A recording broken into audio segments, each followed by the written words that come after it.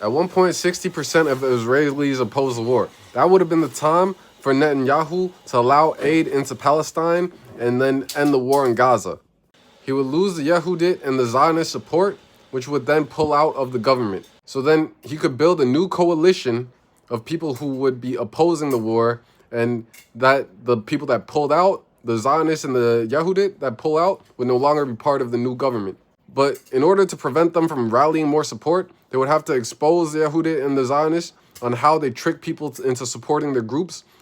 For example, bombing their own country and then blaming the Hamas, whether that's by framing or manipulating Hamas. They tell Israelis that Palestine is mostly for the war, but if they were to know the statistics of it, that Palestinians are not really for the war and would rather the war to end, then they would know that they're good. And they'd be okay with ending the war because they don't need to fight back.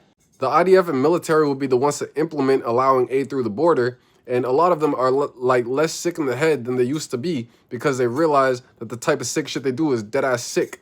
Though I do still see videos of people popping, people surrendering in the head and kids in the head and stuff like that. But all the more reason for the normal-headed thinking people to be like, what the fuck are we doing?